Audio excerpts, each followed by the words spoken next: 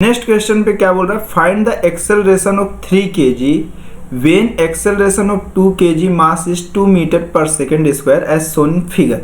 ठीक, तो अब क्वेश्चन में ये बोल रहा है कि एक 2 kg का ब्लॉक है जिसका acceleration 2 metre per second square है और इस पे फोर्स 10 न्यूटन का अप्लाई हो रहा है और दूसरा ब्लॉक ऑफ है उसका मास ऑफ कितना है 3 kg और इस तरह से वो कनेक्टेड है। ठीक है, तो ये 10 न्यूटन का फोर्स है और ये 2 मीटर पर सेकेंड स्क्वायर का मेरे पास कैसा है इस पे इस डायरेक्शन पे फोर्स एक्सेलरेशन है। ठीक है, अब क्वेश्चन में बोल रहा है कि इसका एक्सेलरेशन कितना है। आपको ये मालूम है कि स्प्रिंग में कभी भी अगर जैसे मैं इसे फोर्स अप्लाई कर रहा हूँ तो ये स्प्रिंग क्या होगी, स्ट्रेच होगी।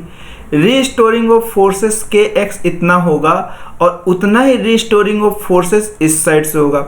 स्प्रिंग हमेशा फोर्सेस के अपोजिट डायरेक्शन में रिस्टोरिंग फोर्स को अप्लाई करती है। ठीक है, तो यहाँ पर के एक्स होगा और यहाँ पर कौन सा होगा, के एक्स होगा। स्प्रिंग में कभी भी आपको ऐसा नहीं हो सकता, जैसे स्ट्रिंग होती है अगर ये, तो जितना फोर्स ऑफ अप्लाई हो रहा है, जितना टेंशन यहाँ पे उतना ही टेंशन यहाँ पे, तो यहाँ टेंशन की जगह पे एक रिस्टोरिंग ऑफ फोर्सेस होगा जो के इंटू एक्स के इक्वल होगा। ठीक है, तो अगर मैं यहाँ से इसकी एफबीडी को ड्रॉ करूँ तो मुझे ये चीज़ समझ में आया कि कैसा summation of force is equal to 2 into 2 होगा, जहां से 10 minus of K X is equal to कितना हो गया 4।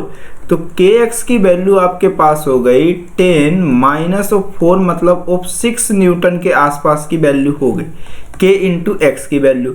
तो आपको अब इसका एक्सेलरेशन पूछा है तो ये समेशन ऑफ फोर्स की वैल्यू इसका मास 3 kg इंटू एक्सेलरेशन के इक्वल होगा। तो के एक्स की वैल्यू अब कितना हुआ 6 इज इक्वल टू 3 इंटू ए, तो ए की वैल्यू ऑफ 6/3 मतलब कितना हो जाएगा 2 मीटर पर सेकेंड स्क्वायर, मतलब ऑप्शन नंबर बी हो जाएगा। ठीक है, 46 हो गया आपके पास। नेक्स्ट ऑफ क्वेश्चन पे चल